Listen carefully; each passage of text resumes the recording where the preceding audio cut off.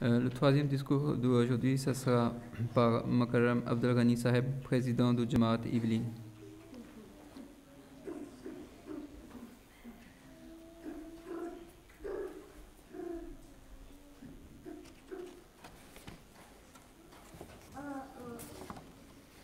أشهد أن لا إله إلا الله وحده لا شريك له وأشهد أن محمدًا عبده ورسوله أما بعد فأعوذ بالله من الشيطان الرجيم بسم الله الرحمن الرحيم. Cher président de séance, mes chers frères, assalamu alaikum. Nous allons traiter du sujet de miséricorde du prophète Mohammed sallallahu alayhi wa sallam pour toute l'humanité. Le saint prophète Mohammed sallallahu alayhi wa sallam était une miséricorde pour tous les univers. Pour les hommes, pour les animaux, pour les plantes, même pour les minerais. Tout était compris dans l'étendue de sa miséricorde. Je vais vous parler de son caractère dans ce sens et comment il a servi l'humanité. Le saint prophète Mohammed sallallahu alayhi wa sallam, en voyant la souffrance des hommes, souffrait lui-même terriblement. Et il a toujours essayé, par ses méthodes remplies de sagesse et par ses prières, d'enlever leur misère. Les Arabes du désert, les Quraysh, qui ont connu le prophète Mohammed sallallahu alayhi wa sallam, avaient tendance à boire énormément d'alcool. Ils ont été changés en des hommes de grande moralité, qui venaient 5 fois par jour à la prière en congrégation, au lieu d'aller boire de l'alcool. La lumière de la connaissance spirituelle a commencé à resplendir de leur visage. Le saint prophète Mohammed sallallahu alayhi wa sallam est venu comme une miséricorde aussi pour les esclaves qui étaient beaucoup plus maltraités que les animaux. Bilal radiallahu anhu était un esclave qui avait été de longues années durant maltraité par les Mécois parce qu'il était devenu musulman. Et il est devenu le premier muazzin, la première personne qui a appelé à la prière du saint prophète Mohammed sallallahu alayhi wa sallam. Et le jour où la Mecque a été conquise, le saint prophète Mohammed sallallahu alayhi wa sallam dit aux Arabes que ceux qui veulent la paix viennent s'arrêter sous le drapeau de Bilal. Regardez comment il a traité cet esclave d'une façon honorante. Quand une fille naissait, le visage des Arabes s'assombrissait, car ils pensaient être déshonorés. Ils croyaient que c'était une insulte à leur honneur d'avoir une fille. Souvent, ils les enterraient vivantes sans aucune pitié. Mais le saint prophète Mohammed sallallahu alayhi wa sallam a complètement transformé ces gens de sorte qu'ils puissent mettre fin à cette pratique. Il est devenu une miséricorde pour les filles. Et il a dit à ce sujet, « Traitez bien vos filles et vos femmes. Elles sont comme du cristal pour vous. Faites très attention à elles. » Le saint prophète Mohammed sallallahu alayhi wa sallam s'occupait de ses sahaba, ses compagnons, alors qu'il était leur chef. À la bataille de Badr, les musulmans étaient très pauvres et un seul chameau devrait être souvent partagé entre 3 personnes. Avec le saint prophète Mohammed sallallahu alayhi wa sallam, c'était toujours la même chose. Il y avait un seul chameau pour lui, Ali et Abu Lubab. Et chacun devait l'utiliser à tour de rôle. Mais les autres lui disaient de rester sur le chameau et qu'eux, ils marcheront. Mais le saint prophète Mohammed sallallahu alayhi wa sallam leur répondait, « Moi, je peux marcher plus que vous deux mis ensemble, mais j'ai besoin d'autant de grâce que vous. » Hadrat Aisha radiallahu anha décrivit le saint prophète Mohammed sallallahu alayhi wa sallam comme le saint Coran personnifié. Cette description invite les musulmans à chercher dans cet océan d'excellence qu'est le saint prophète Mohammed sallallahu alayhi wa sallam des perles de vertu morale. Ainsi, la religion fut parachevée par son entremise et les faveurs de Dieu complétées par son avènement. Un des aspects sublimes de sa personnalité était sa clémence à l'égard de ceux qui étaient malveillants envers lui. Cette attitude a eu pour effet d'attirer vers lui ceux qui étaient nobles de caractère et de dévoiler au grand jour les vilainies de ses adversaires. On a commis mille et une outrages contre le saint prophète Mohammed sallallahu alayhi wa sallam, lui qui était l'homme parfait. Mais quelle fut sa réaction?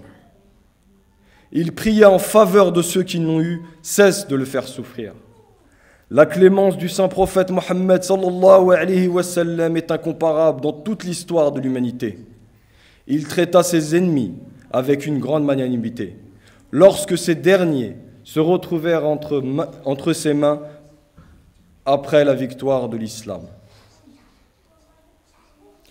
En dépit de leurs divergences religieuses, des historiens chrétiens et hindous ont accepté ces faits.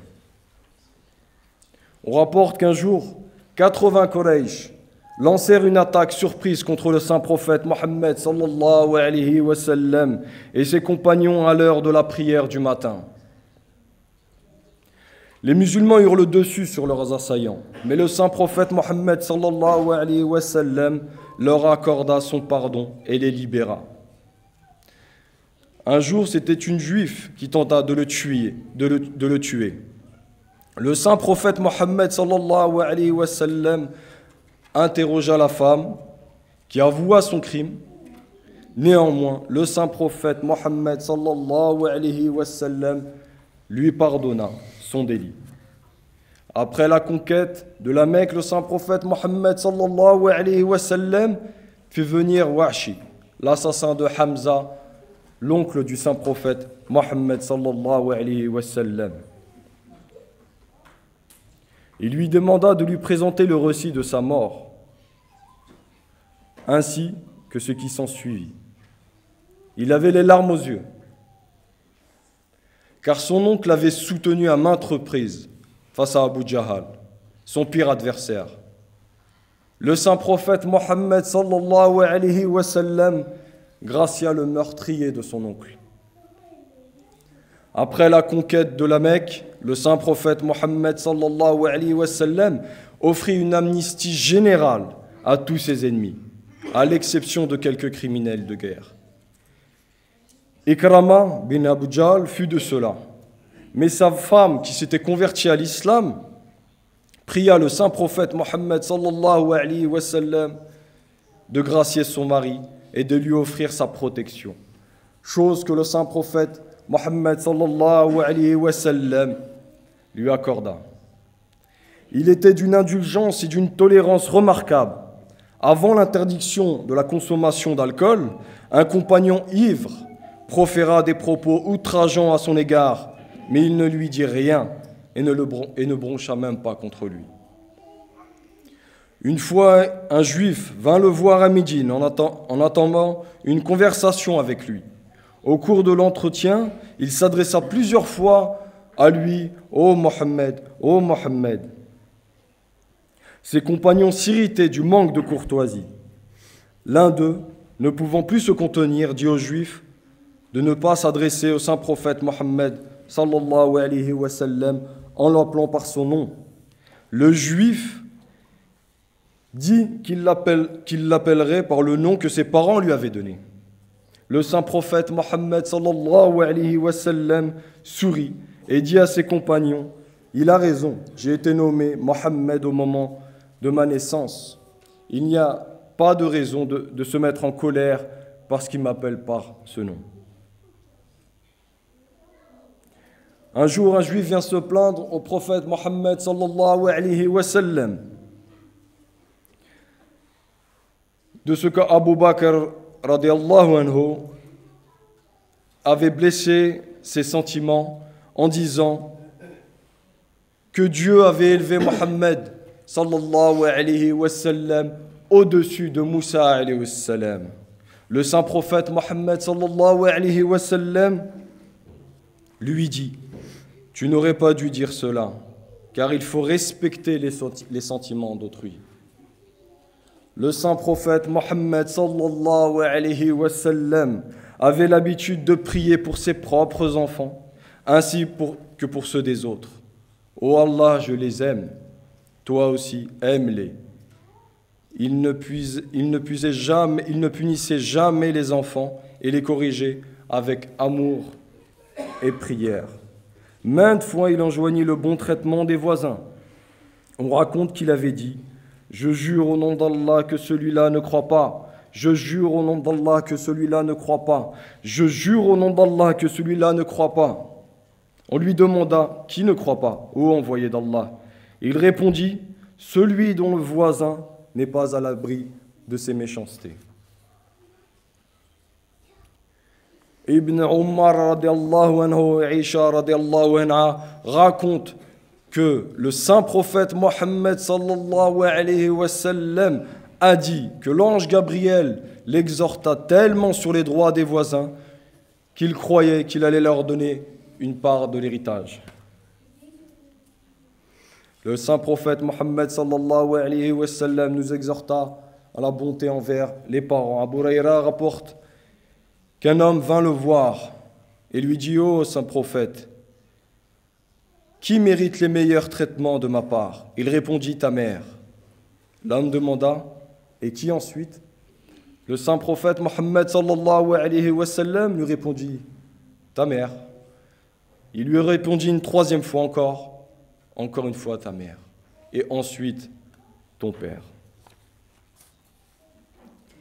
Le saint prophète Mohammed sallallahu alayhi wa sallam demandait d'être bon envers les faibles et les indigents. Abu Huraira rapporte que le saint prophète Mohammed sallallahu alayhi wa sallam a dit: certains sont ébouriffés, couverts de poussière. On leur claque la porte au nez avec mépris. Cependant, ils jouissent d'un tel statut auprès d'Allah que lorsqu'ils jurent en son nom, leurs paroles sont exaucées. Abu Darda radiallahu anhu raconte qu'il entendit le saint prophète Mohammed sallallahu alayhi wa sallam dire: cherchez-moi parmi vos pauvres. En vérité, c'est leur travail qu'ils pourvoient à vos besoins et vous soutient.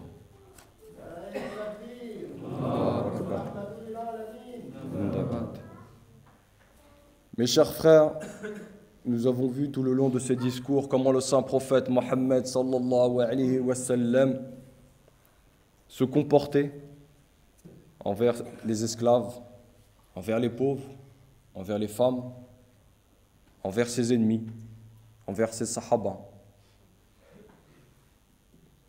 Mais comment se comportait-il et comment voyait-il de son œil d'il y a 14 siècles de ça envers nous? Peu avant sa mort, le saint prophète Mohammed sallallahu alayhi wa sallam demanda à se rendre auprès des tombeaux des martyrs d'Uhud. Et là il dit: paix soit sur vous, ô martyrs d'Uhud. Vous nous avez précédés, nous vous suivrons, Inch'Allah. Et je vous suis, Inch'Allah. À son retour, le saint prophète Mohammed sallallahu alayhi wa sallam se mit à pleurer. On lui demanda la cause et il leur répondit: